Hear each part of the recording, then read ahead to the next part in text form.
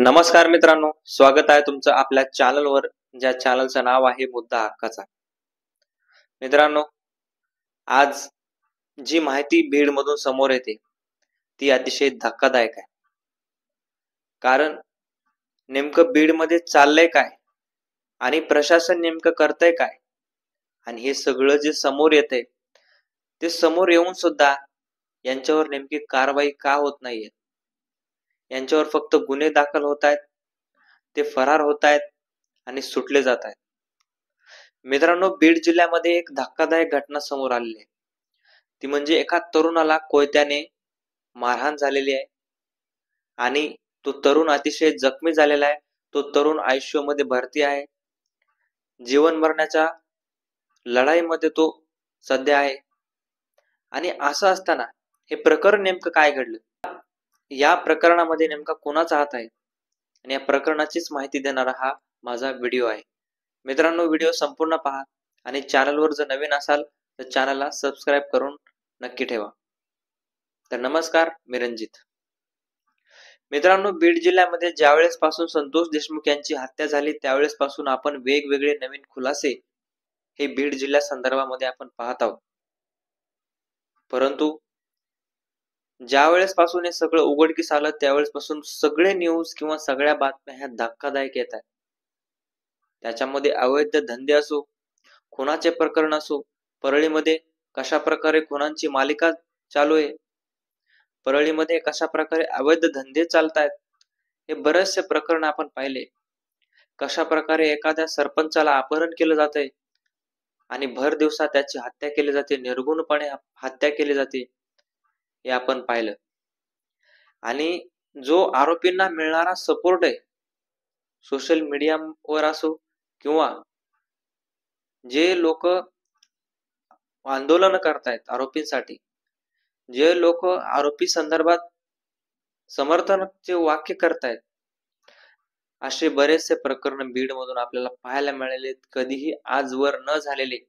म्हणजे आरोपींना कोणीही कधीही समर्थन करत नाही. याच्या आधी कधी कुठं आपल्याला असं पाहायला मिळत नाही की एखादी आरोपी आहेत, त्या आरोपींचे व्हिडिओ प्रूफ आलेले आहेत, त्या आरोपी संदर्भात बरेचसे गुन्हे दाखल आहेत आणि त्यांच्यावर 302 सारखे गुन्हे दाखल आहेत, खुनाचे गुन्हे दाखल आहेत, आणि अशा आरोपी संदर्भात मोर्चे निघतायत किंवा आरोपींना सपोर्ट भेटतोय मोठ्या प्रमाणात.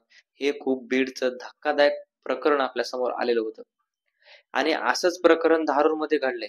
म्हणजे बीड मध्ये धारूर हे एक गाव आहे आणि त्या गावामध्ये अशोक मोहिते नावाचा तरुण राहत होता. आणि तो तरुण काय करायचा, आपल्या मोबाईल फोनवर बातम्या बघायचा आणि त्या बातम्या असायच्या वाल्मिक कराड संदर्भातील किंवा संतोष देशमुख यांची जी हत्या झाली त्या हत्यामधल्या त्या बातम्या असायच्या. आणि त्या बातम्या बघितल्या हे कळालं त्यांच्या गावातील दुसऱ्या मित्रांना किंवा अभिषेक सानप आणि वैजनाथ बांगर या दोघांचं ते नाव आहे, हे तुम्हाला दिसत असतील. या दोघांनी हा चौकात उभा होता, कोण, अशोक मोहिते. आणि हा उभा असताना तो तिथं वाल्मिक कराड संदर्भातील किंवा संतोष देशमुख यांना न्याय मिळावा याच्या संदर्भातील बातम्या बघत होता. आणि तो बातम्या बघत असताना त्याच्यावर कोयत्याने वार केले. दोघांनी कोयत्याने त्याच्यावर वार केले, डोक्यावर वार केले. आणि त्याच्या आईनं रडताना सांगितलं, टामीनं सुद्धा वार केले. म्हणजे किती धक्कादायक प्रकारे हे सगळं खुलेआम चालते. जरी आरोपी जेलमध्ये, आरोपीवर 302 चे गुन्हे दाखल होणार आहे, आरोपीवर मोका लागलेला आहे, आणि असं असताना देखील ही गुन्हेगारी प्रवृत्ती थांबत नाहीये. फक्त न्यूज बघितल्या, फक्त बातम्या बघितल्या म्हणून एखाद्याला मारहाण केली जाते आणि ते तिथून पळून जातात. मग नंतर पोलीस स्टेशन मध्ये त्यांच्यावर गुन्हा दाखल होतो आणि तो जो तरुण आहे अशोक मोहिते, याला लातूरला हॉस्पिटलमध्ये ऍडमिट केले. आता तो ICU मध्ये आहे. तो जीवन मरणाच्या वाटेवर आहे, सध्या जीवन मरणाची झुंज लढतोय.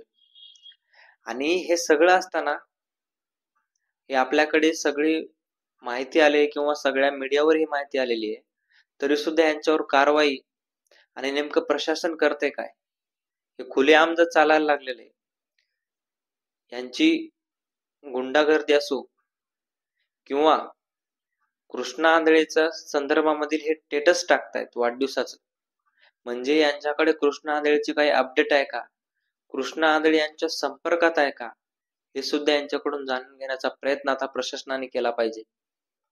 कारण 2-3 दिवसाखाली कृष्णा आंधळेचा वाढदिवस होता आणि त्या वाढदिवसा संदर्भामध्ये वैजनाथ बांगर आणि अभिषेक सानप यांनी कृष्णा आंधळेला वाढदिवसाच्या शुभेच्छा देण्याचे स्टेटस टाकले होते वाढदिवसा दिवशी.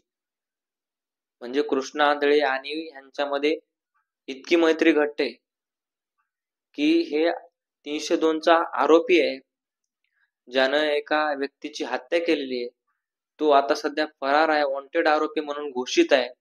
अशा आरोपीचे ते स्टेटस टाकतायत आणि फक्त एका तरुणाने बातम्या बघितल्या म्हणून त्याला जाऊन मारहाण करतायत. म्हणजे कृष्णा आंधळेची टोळी किती भयंकर आहे आणि हे सगळं जे टोळी चालवतायत ही संघटित गुन्हेगारी आहे.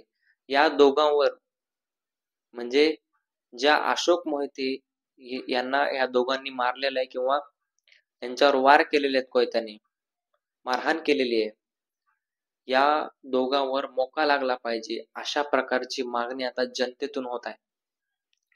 कारण ही सुद्धा संघटित गुन्हेगारीच आहे. कृष्णा आंधळेचे मित्र आहेत म्हणजे हे संघटन आहे, त्यांचा ग्रुपच आहे हा.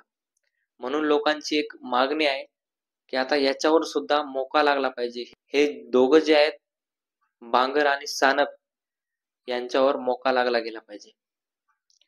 मित्रांनो, हे बीडचं भयान वास्तव आहे.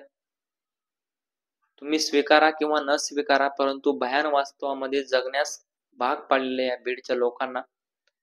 आणि जर बातम्या बघणं देखील असं जीवावर बेतत असेल तर उद्या लोक बोलायला सुद्धा किती भीतील याचा विचार करणं गरजेचं आहे.